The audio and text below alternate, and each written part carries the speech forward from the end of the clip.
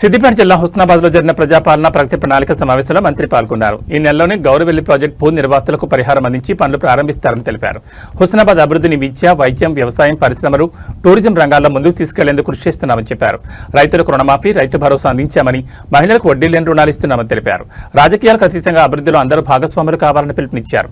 నియోజకవర్గంలో కోతుల సమస్య పరిష్కారానికి చర్యలు తీసుకుంటున్నామని మంత్రి పేర్కొన్నారు.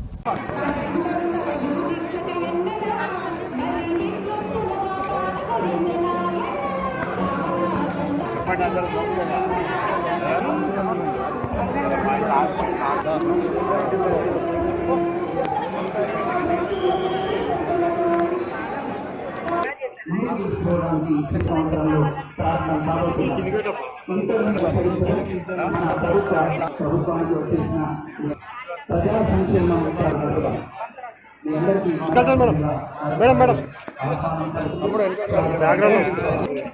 Madam madam Suvarna madam madam madam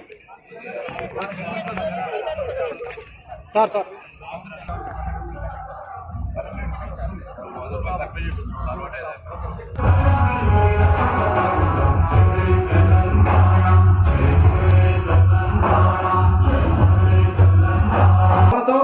ప్రజల ఆకాంక్షలు, అవసరాలే కేంద్ర బాధ్యత. రాష్ట్ర భవిష్యత్తు దృష్టిలో బాధ్యతను మరింత పెంచాలి.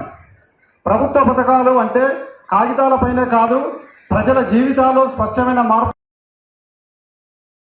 ఈ ప్రజాపాలన ప్రభుత్వం ద్వారా మరి కొన్ని ప్రణాళికలు తీసుకొని ముందుకు ప్రయత్నం చేస్తా ఉన్నా.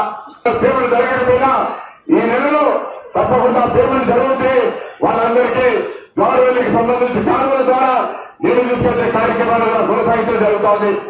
మీరు ఎప్పుడైనా కూడా ఒకసారి కోయల మండలం తంగేలపల్లి ఇంటిగ్రేటెడ్ చూడండి ఏ విధంగా వేగంగా నిర్మాణం అవుతా ఉందో. హుస్నాబాద్ అభివృద్ధిలో అగ్రభాగాలు నిలబెట్టాలంటే రాజకీయాలకు ఖచ్చితంగా అందరం కలిసి పోవాలి. ఈరోజు ఇటు మున్సిపాలిటీ కానీ 7 మండలాలు కానీ గౌరవ ముఖ్యమంత్రి గారు, ఉప ముఖ్యమంత్రి గారు, సాధారణ మంత్రులు అందరూ కూడా ఏ పర్యటన చేపలు హుస్నాబాద్ కొరకు ఇస్తా ఉన్నారు. ఎందుకంటే కోతులు అధ్యక్షుడు గెలిచిండు. ఇలా కోతులకు సంబంధించి రాష్ట్ర వ్యాప్తంగా సమస్య ఉంది. నేను అడిగిన గెలిచినాక నేను హుస్నాబాద్ నియోజకవర్గం కూడా మొత్తం పట్టియాలని ఎప్పుడైతే అన్నా.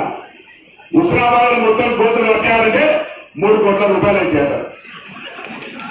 3 కోట్ల రూపాయలు అంటే ఇబ్బంది అయితే కాబట్టి సరే ఎట్లయినా సరే ప్రభుత్వం తరఫున ఎట్లయినా ఆలోచన చేద్దాం. మన హుస్నాబాద్ లో కోతుల పెద్ద లేకుండా చూసేటువంటి ప్రయత్నం కూడా అందరూ సహకరిస్తే సాధ్యమైతే ఒక్కరి సమస్య కాదు, ఇది రాష్ట్రం మొత్తం ఉంది, అన్ని ఊళ్ళలో ఉంది. దాంతో ఇబ్బంది పడతా ఉన్నారు.